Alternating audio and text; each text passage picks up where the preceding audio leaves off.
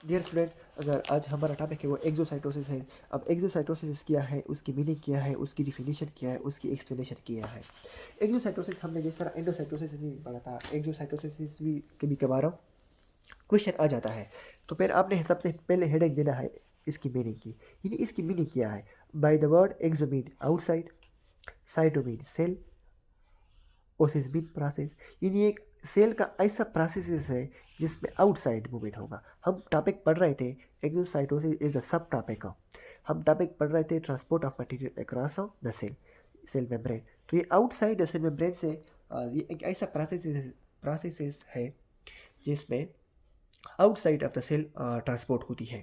अब इसकी अगर हम डेफिनेशन की बात करें, it is the process by which cell release molecule और particle to outside of the cell by fusing vesicle with the cell membrane.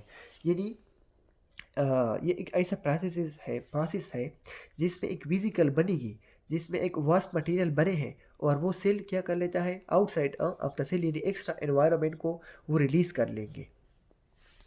Explanation में हम कहते हैं कि the process involve fusion of physicals with the cell membrane. अब ये किस तरह होगा, पहले हमारे पास फिजिकल बनी है और उसमें वास्ट मटेरियल है, उस पर एक मेम्ब्रेन बाउंडेड है और वो फिजिकल आएगी सेल मेम्ब्रेन के साथ अटैच होगी। अब जब सेल मेम्ब्रेन के साथ अटैच होगी, resulting release of the contents of the physical, यानी जब ये सेल मेम्ब्रेन के साथ अटैच होगी तो ये अपना कॉन्टेंट्स, इसमें जो चीज़ भी है वो रिलीज़ कर लेगा। अगर हम इसके एग्जाम्पल की बात करें तो release of digestive enzymes from the pancreatic cell, यानी अगर पैंक्रियाटिक सेल हमारे पास एक डाइजेस्टिव ऑर्गन है पैंक्रियास, उसकी जो सेल्स है पैंक्रियाटिक सेल्स है वो different types of digestive enzyme release करते हैं, और वो रिलीज़ किस प्रोसेस के ज़रिए करते हैं, एक्सोसाइटोसिस के ज़रिए। अब अगर हम डायग्राम की बात करें तो ये जो थे, हम अगर एक्सोसाइटोसिस की बात करते हैं तो ये हमारे पास एक्स्ट्रा सेलुलर एनवायरनमेंट है, ये हमारे पास साइटोप्लाज्म हुआ, और ये इंट्रासेलुलर एनवायरनमेंट हुआ। ये पहले विजिकल थी, यानी ये वास्ट मटेरियल थे, या कोई ऐसे मटेरियल है जो सेल को ज़रूरत है और सेल ने तैयार की है। फॉर एग्जांपल अगर ये मैं पेंक्रियाटिक सेल कंसीडर करूँ कि पेंक्रियाटिक सेल है, तो पेंक्रियाटिक सेल क्या रिलीज़ करेगा, डाइजेस्टिव पेंक्रियाटिक एंजाइम रिलीज़ करेगा।